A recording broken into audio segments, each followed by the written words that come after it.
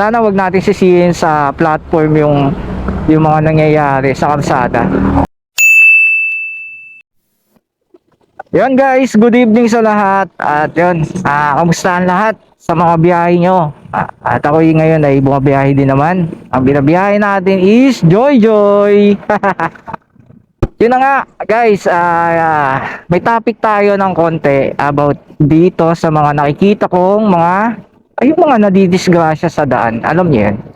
Meron rin ako nakikita sa mga application or platform na bumabiyahe sa kalsada. Marami nga ako nakikitang mga nadidisgrasya. Pero guys, ang tanong natin dito, bakit nga ba sila nadidisgrasya? At bakit yung ibang mga rider na nababasa ko sa mga commentator ng aking mga video is sinisisi nila yung platform? Bakit nga ba nila sinisisi yung platform na kesa na didisgrasya yung mga rider? Rider, yung mga nakikita nyo sa social media, di ba? Hindi naman natin pwedeng sisihin yung application sa mga disgrasyang nagaganap sa kalsada, di ba? Or marami rin nagkukwento rin sa akin na kesa daw sa incentive daw,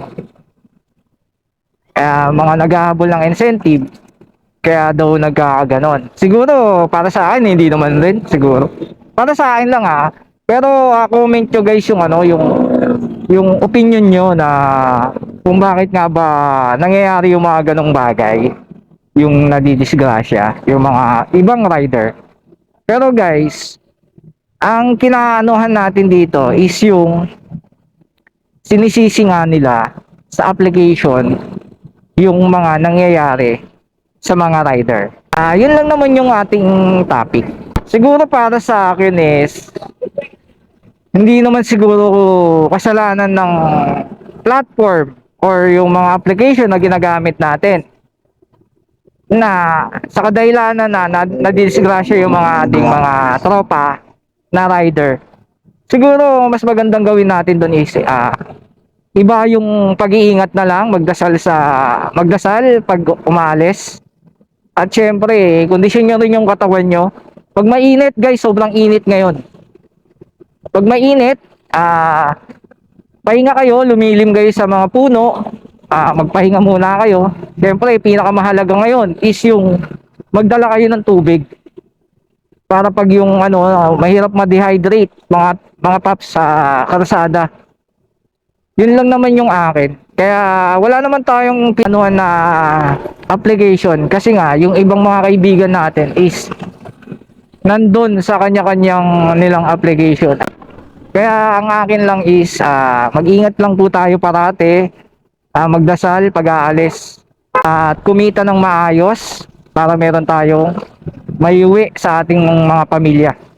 Sana wag natin sisihin sa platform yung mga nangyayari sa kalsada. Kaya guys, ang mga sasabi ko lang is mag-ingat. Mag-ingat sa biyahe. Maging cool lang tayo sa kalsada. Wag na tayong gumaya sa iba. At saka tama na po yung yung bangayan natin sa social media, yung mga commentator natin, ang mga keyboard warrior diyan. Marami yan guys. Para sa akin is okay lang naman kung kasi opinion nila yun. Opinion nila yun na gusto nilang sabihin. Kaya good luck na lang sa mga tropa natin. Lagi kayo mag-ingat. Yun lang po. Alright. Peace.